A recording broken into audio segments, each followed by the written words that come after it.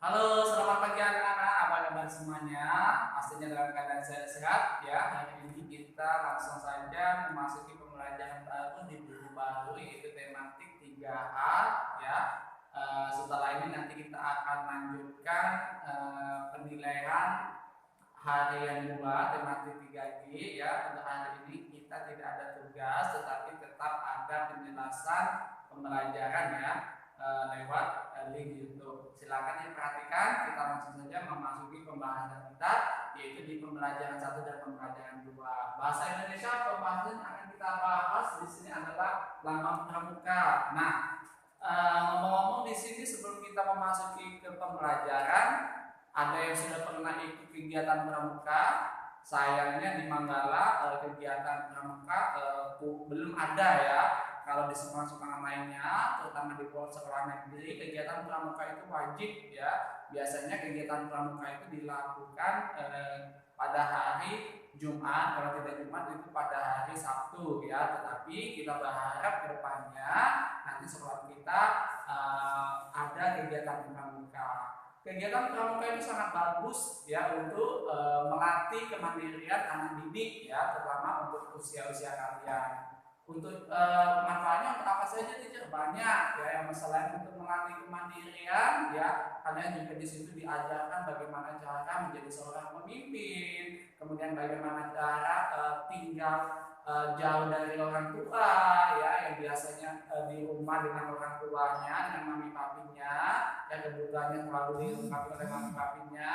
Untuk kegiatan pramuka nanti kalian lakukan sendiri, baik itu dari memasak, mau makan, mau mencuci, tidur dan lain sebagainya ya. Selain itu juga di dalam kegiatan pramuka juga mengajarkan kita untuk hidup bekerja sama ya dengan teman-teman, melakukan kegiatan-kegiatan pramuka dengan teman-teman ya, semuanya dilakukan dengan cara bekerja sama. Ya, di situ kalian bisa lihat ya, pramuka itu singkatan dari Praja Muda Karana yang artinya adalah generasi muda yang berkarya untuk kemudian bangsa ya.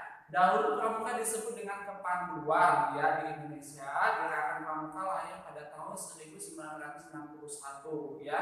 Kegiatan pramuka dapat melatih kemandirian yang sudah katakan tadi ya, kepemimpinan, pengabdian kepada masyarakat, kepada lingkungan ya.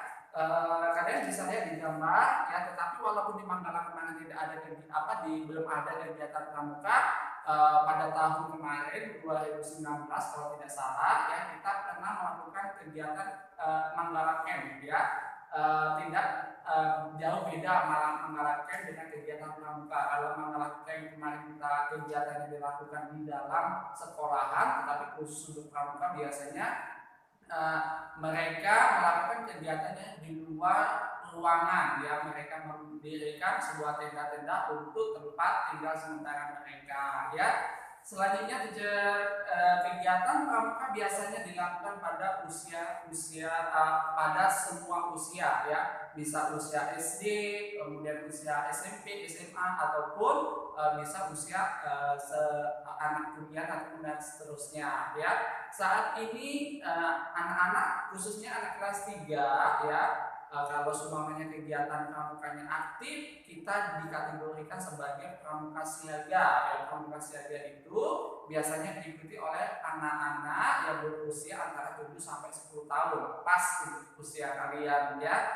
Dalam kegiatan pramuka kamu akan belajar bertepuk tangan, kemudian sesuai irama. Selain itu juga belajar cara bernyanyi yang baik, kemudian cara baris berbaris, kemudian tali temali, ya sandi-sandi, dan masih banyak lagi yang dapat kita pelajari dalam kegiatan-kegiatan pramuka. Selain itu apa lagi teacher? Bisa memasak, ya kemudian mencuci baju sendiri, ya baris berbaris, mendirikan tenda dan lain sebagainya. Sangat banyak manfaatnya kegiatan pramuka. Nanti kalau suatu saat Manggala mengadakan kegiatan pramuka khususnya kelas 3 ya, kalian harus ikut ya, harus ikut berpartisipasi dalam kegiatan pramuka tersebut ya.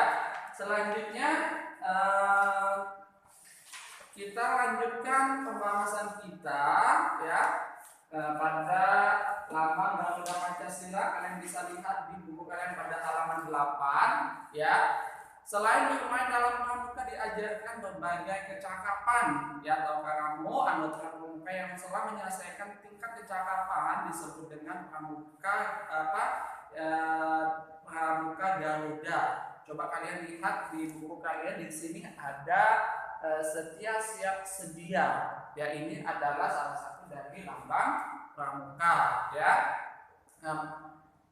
Garuda untuk siaga pada gambar di samping, ya. Pramuka Garuda merupakan lambang dengan gambar burung Garuda, ya. Itu adalah untuk lambang pramuka untuk pramuka siaga, ya.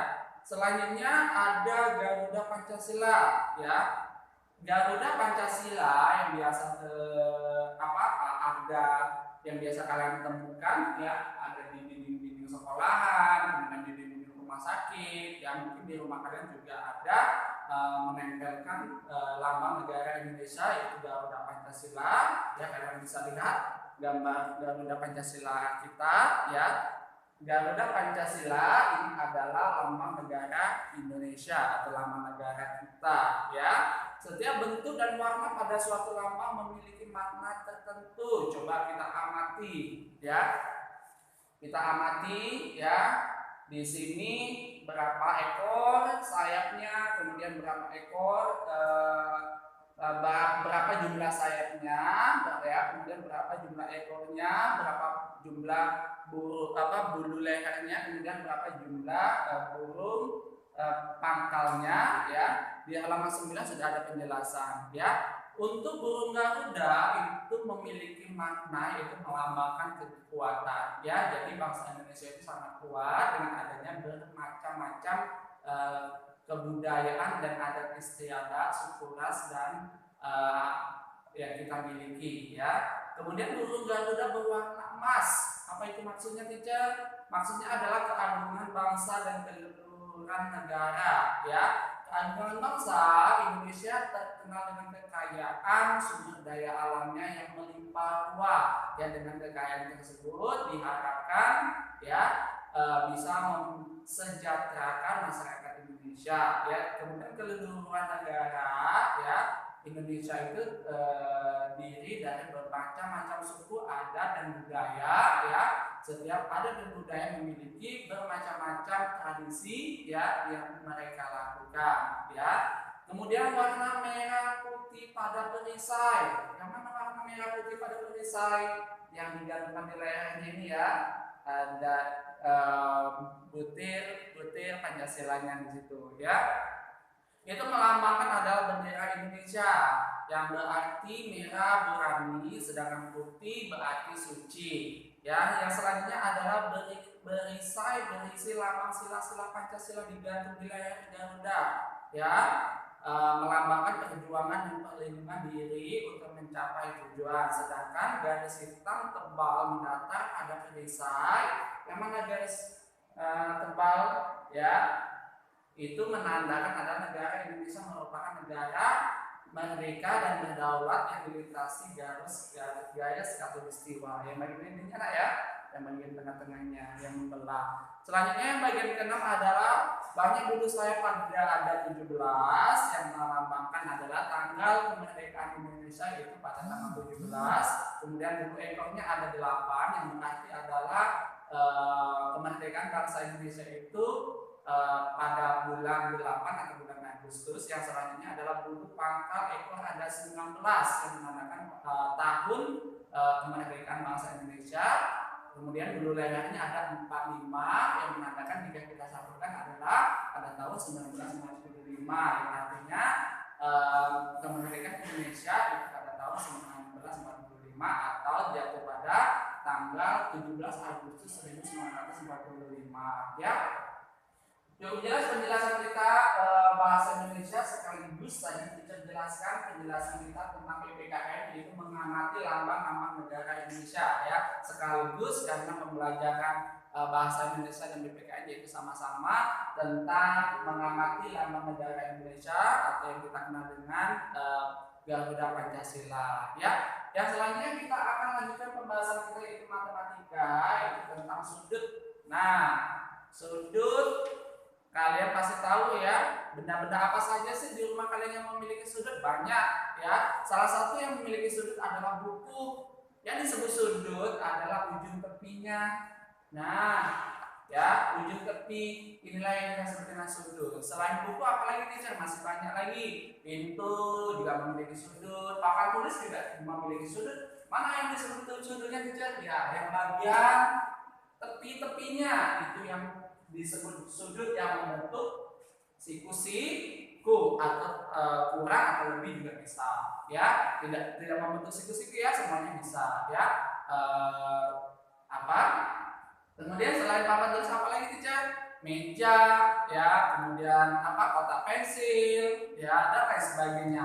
Banyak sekali bisa kalian jumpai, ya, benda-benda yang ada di sekitar rumah kalian atau benda-benda yang ada di sekolahan yang membentuk sebuah sudut, ya. Hari ini kita akan mengenal sudut, ya.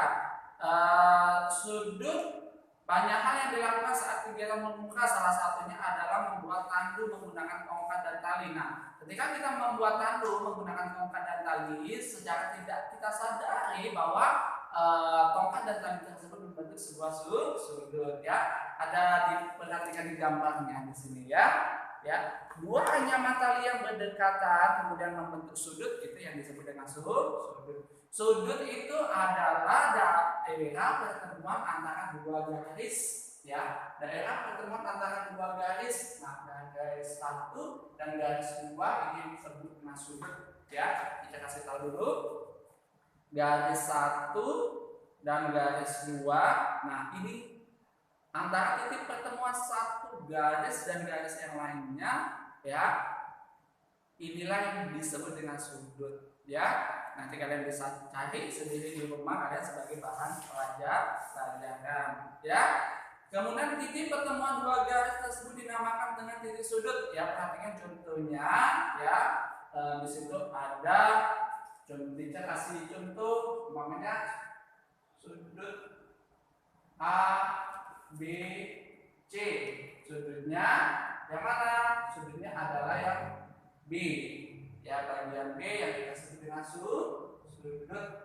Sedangkan B ke A itu kita sebut dengan kaki sudut, ya, kaki sudut. Ini juga B ke C juga kita sebut dengan kaki sudut. Nah, sudut, ya, sama saja. Berarti kan ini sudutnya, ini kaki sudutnya, ya, sama. Ya, ada berapa sudut buku ini? Buku ada 4 sudut, 1, 2, 3, 4, ya.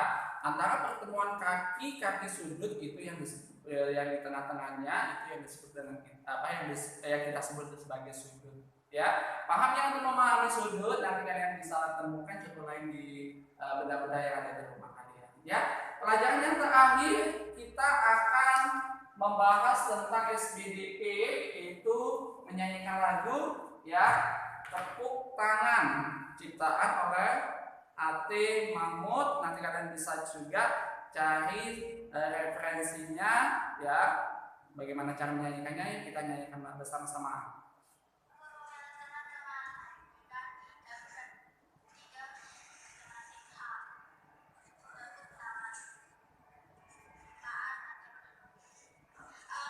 Siap kawan bertepuk tangan, tepuk-tepuk tangan tanda gembira. 1, 2, 3 bersama-sama. Jangan bimbang ragu bertepuk tangan. Jangan bimbang ragu bertepuk tangan. Bisa tepuk tangan, ya. Kita ulang lagi yuk. Kita pakai tepuk tangan, ya. Apa siap kawan bertepuk tangan, tepuk-tepuk tangan tanda gembira. 1, 2, 3 bersama-sama. Jangan bimbang ragu bertepuk tangan. Jangan bimbang ragu bertepuk tangan, ya. Nanti kalian bisa praktekkan sendiri di rumah, ya. Untuk masalah lagunya nanti kalau nggak bisa diputar lagi videonya teacher, ya, atau kalian bisa buka di channel YouTube dengan judul Tepuk Tangan Ciptaan A.T. Mahmud. Okay, thank you so much. I'm sorry for everything. If any question, nanti bisa tanya by WhatsApp ya. Untuk masalah task, teacher will share on Google Classroom. Teacher says goodbye.